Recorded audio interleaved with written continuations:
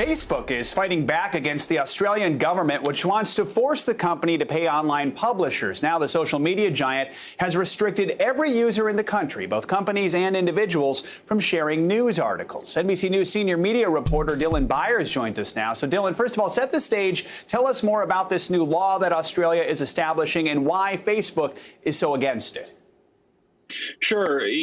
Basically what Australia is trying to do here is something that a lot of countries have been trying to do, which is basically how to figure out a way to stop what they see as Facebook and Google basically cannibalizing the publishing business. The reason Facebook, and so what they want to do with this law, I should say, with this new bargaining code, is basically set up a system whereby companies like Facebook and Google are required to pay publishers a certain amount of money. The reason that Facebook takes issue with this is not because they are fundamentally opposed to paying for news. It's because they don't like the letter of the law. And if you actually get into the weeds of the law, as terrible as this looks for Facebook, it looks as though Facebook is basically deprived every Australian of their ability to access news on Facebook.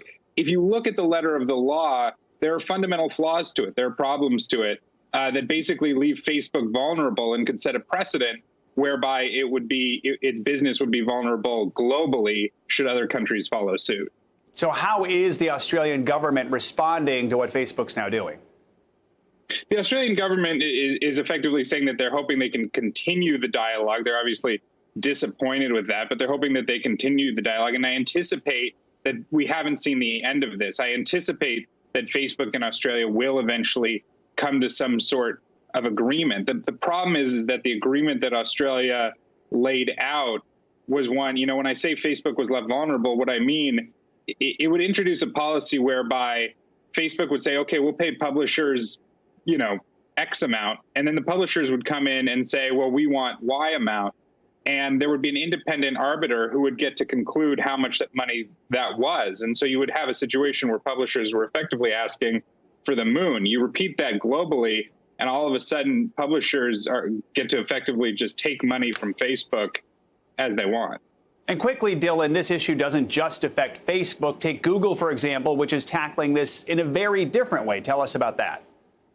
Yeah, so Google went sort of for the easier route here, which is they effectively said that they would start paying Australian publishers. And even in the case of the biggest Australian publisher, News Corp, which is owned by Rupert Murdoch, they said they would start paying globally. So that includes the Wall Street Journal in the U.S.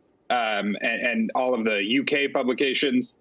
They're basically saving face. They're basically saying we're the good guys. Let's just move along with this.